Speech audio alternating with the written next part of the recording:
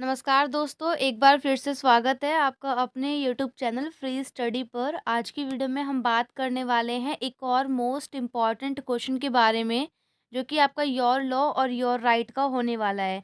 अभी एग्ज़ाम तो हालांकि कुछ बच्चों के निकल गए हैं, बट ये वीडियो उनके लिए इम्पॉर्टेंट होने वाली है जिनका एग्ज़ाम 21 तारीख को है, 21 दिसंबर को। यानी कि वो बच्चे जो नॉन में हैं और जो रेगुलर से कर रहे हैं, उन बच्चों के लिए। देखिए, आपको पता है कि 8 क्वेश्चन आते हैं जिसमें से आपको 4 करने होते हैं। अभी एक बच्चे का कमेंट आया था, अब बच्चे का नाम तो नहीं याद, लेकिन उन्होंने लिखा था कि मैम इतनी सारी धाराएँ हैं, हम कैसे याद करें? कैसे याद रखेंगे? तो सही बात है बिल्कुल, इतनी सारी धाराएँ रखने का मतलब नहीं बनता है। सबसे पहले मैं आपको यही सजेशन दूँगी कि आप वो वाला क्वेश्चन करो ही मत। आपको 4 क्वेश्चन करने होते हैं। पहला आप क्वेश्चन कर लो जो आपका शासन वाला क्वेश्चन है, जो मैंने फर्स्ट करवाया है ना? कानून का शासन इस टाइप से है।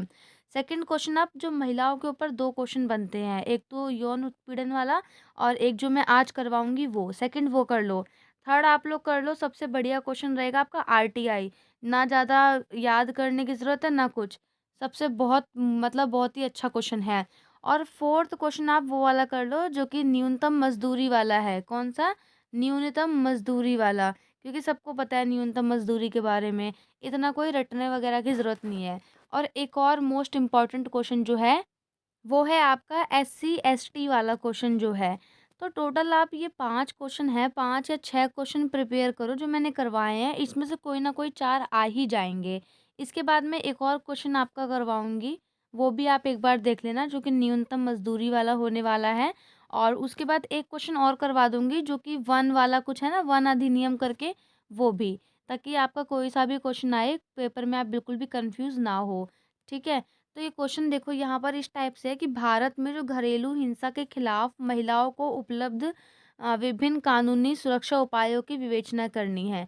यानी कि जो भारत के अंदर जो घर में घरेलू हिंसा होती है महिलाओं के ऊपर, चाहे वो मानसिक रूप से, चाहे वो शारीरिक रूप से, चाहे वो मौखिक रूप से या भावनात्मक रूप से, जिस भी रूप से महिलाओं के ऊपर जो घरेलू हिंसा होती है, उसके ऊपर सरकार ने क्या-क्या कदम उठाए हैं उनकी सुरक्षा के लिए, या क्या-क्या कानून बनाए हैं उसके बारे में हमें बताना है। सबसे पहले भूमिका है, कम से कम 1 पेज की भूमिका आपकी होनी चाहिए। यहाँ पे मैंने 5 लाइनों की लिखी है सिर्फ़ आपको बताने के लिए कि आपको कैसे लिखना है। इसी टाइप से आप कम से कम 1 पेज की अपनी भूमिका लिख के आना पेपर में। देखिए मैंने कैसे लिखी है और आप कैसे लिखोगे वो आप पे डिपेंड है। भारत में महिलाओं के खिलाफ हिंसा और दहेज हत्या हमेशा एक गंभीर समस्या रही है। घरेलू हिंसा शारीरिक, मौखिक, भावनात्मक, आर्थिक कई रूपों में हो सकती है। महिलाओं पर अत्याचार करना एक कानूनी दंड अपराध है। इसके आगे आप अपने अकॉर्डिंग लिखना। फिर लिखा है घरेलू हिंसा आखिरकार है क्या? तो घरेलू हिंसा क्या है? परिवार या परिवार के सदस्य द्वारा जब एक महिलाओं को मानसिक या शारीरिक रूप से परेशान किया जाता है, तो वह घरेलू हिंसा कहलाती है। यानी कि उन्हें मारा पीटा जाता है या उनको टॉर्चर किया जाता है बार बार बोल के, कि मतलब दहेज वगैरह को लेकर या किसी भी चीज़ को लेकर बार बार उनको मानसिक रूप से या मौखिक रूप से बोला जाए, या उन पे हाथापाई हाथ उठाया जाए, तो वो घरेलू हिंसा में आता है। अब देखिए इसके पीछे भी कई कारण हो सकते हैं। छोटी सोच हो सकता है, लोगों की छोटी सोच, ये मैंने लिखा नहीं बट आप लिख लेना, वैसे इसी के अंदर ही आ जाएगा। सेकंड है कि दहेज को लेकर महिलाओं को परेशान करना। और थर्ड है आपका महिलाओं द्वारा पुत्री को जन्म देना। कई बार होता है ना कि जैसे कोई गर्ल है, उसने गर्ल को जन्म दिया, फिर गर्ल को दिया, है ना? तो फिर उसको बार बार सुनना पड़ता है कि लड़के को जन्म नहीं दिया, बॉय को जन्म नहीं दिया, वंश बढ़ाने के लिए, इस टाइप से। बेटी बेटे में जो फ़र्क किया जाता है, उससे भी क्या होता है कि महिलाओं के संग काफ़ी ज़्यादा भेदभाव होता है। तो ये सारे कारण हैं। उसके बाद यह एक सामाजिक बुराई है जो काफ़ी हद तक समाप्त भी हो चुकी है, क्योंकि आजकल जो हम देखते हैं, जैसे कि आप दिल्ली में रह रहे हो, है ना? तो आपको पता है कि हम लोगों के आस-पास इतना नहीं है। हाँ, 10% रह गया है, वो तो थोड़ा पुराने विचार है तो रहेगा ही। तो 10% रह गया है, बाकी अभी तो लगता नहीं कि ऐसा कुछ है। परंतु आज भी भारत के कुछ गाँव में घरेलू हिंसा के उदाहरण पाए जाते हैं। ये हमें भी पता है कि गाँव में कहीं-कहीं पे गाँव वगैरह में हमें ये सब चीज़ें सुनने के लिए आजकल मिल जाती है। घरेलू हिंसा के कारण महिलाएं दब जाती हैं और उनका सही ढंग से विकास भी नहीं हो पाता। साथ ही उनका जो उनकी जो स्वास्थ्य है वो भी खराब हो जाता है ना? और भारत सरकार द्वारा मुख्य रूप से क्या-क्या कदम उठाए गए हैं? तो मुख्य रूप से भारत सरकार द्वारा 3 कानूनों का निर्माण किया गया है, जो सीधे तौर पर घरेलू हिंसा से निपटते हैं। तो पहला जो है आपका ये अधिनियम डायरेक्ट भी आ सकता है 2005, और 2005 में ही आरटीआई आया था, यानी कि राइट टू इन्फॉर्मेशन आपका आया था। तो ये अधिनियम आपको ज़रूर लिखना है 2005 का।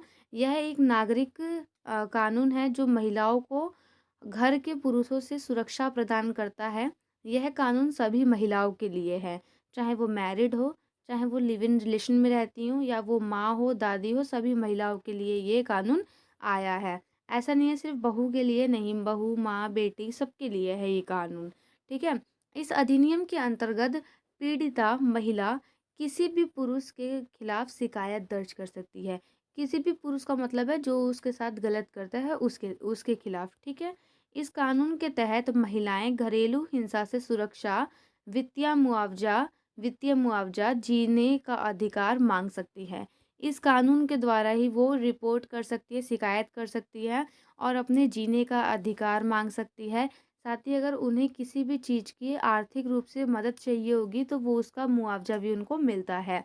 यह कानून सुनिश्चित करता है कि महिलाओं को उनके ही घर से बाहर ना निकाला जाए, और अगर उनके साथ दुर्व्यवहार हुआ तो वे अपना भरण-पोषण करने में सक्षम हों, ठीक है? सेकंड है आपका दहेज वाला अधिनियम, जो कि इसमें आप तो खुद ही लिख लोगे कि क्या होता है ये, तो बताने की ज़रूरत नहीं है।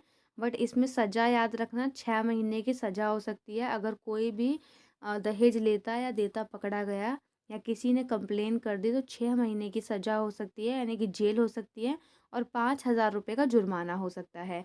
तीसरा जो अधिनियम है, या जो तीसरा जो कानून है, वो है भारतीय दंड संहिता, यानी कि आईपीसी की धारा 498 ए, जिसमें क्या है 3 साल की जेल हो सकती है। इसमें बस यही है कि किसी भी लेडीज़ को परिवार के द्वारा या परिवार के सदस्य या परिवार के रिश्तेदार, मतलब रिश्तेदार के द्वारा अगर उसे मानसिक रूप से प्रताड़ित किया जाता है, या मतलब उसको बार-बार किसी भी चीज़ को लेकर ताने वगैरह दिए जाते हैं, तो इसके खिलाफ़ वो आईपीसी की धारा 498 ए के तहत उस चीज़ के ऊपर मतलब कंप्लेंट वगैरह कर सकती है। अगर पता लगता है कि हाँ, ऐसा हुआ है, तो उस कंडीशन में जो उसके संग ऐसा करता है, चाहे वो घर का कोई भी व्यक्ति हो, उसे 3 साल की जेल हो सकती है। तो ये 3 कानून हैं जो सरकार द्वारा महिलाओं के लिए बनाए गए हैं। तो इसके बाद आपको अपना निष्कर्ष लिखना है। निष्कर्ष में वही लिख देना कि भारत में आज भी हम दे मतलब इतने कानून आने के बाद भी आज हम भारत में यही देखते हैं कि कहीं न कहीं किसी न किसी तरीके से महिलाओं को आज भी जो है प्रताड़ित किया जाता है, या कहीं न कहीं उनके संग गलत व्यवहार किया जाता है। तो फिर बस थोड़ा सजेशन लिख देना कि इस पे और ज़ोर देने की ज़रूरत है, और जो आपको ठीक लगे वो, ठीक है? और ये क्वेश्चन आपको समझ में आया कि नहीं आया, कमेंट करके ज़रूर बताना। तब तक मिलते हैं नेक्स्ट वीडियो में, तब तक के लिए जय हिंद, जय भारत। और अगर इसके बाद भी आपका पेपर अच्छा नहीं गया ना, ये मैं कह रही हूँ नॉन वालों को और रेगुलर वालों को, क्योंकि सोल वालों का पेपर तो हो गया है, तो नॉन वाले बच्चे और रेगुलर वाले बच्चे, इतना कराने के बाद भी अगर पेपर सही नहीं गया ना, और पेपर में 4 क्वेश्चन नहीं करके आए, तो फिर कुछ नहीं कर सकते। खैर छोड़ो, मिलते हैं नेक्स्ट वीडियो में, तब तक के लिए जय हिंद, जय भारत। क्या देख रहे थे तुम?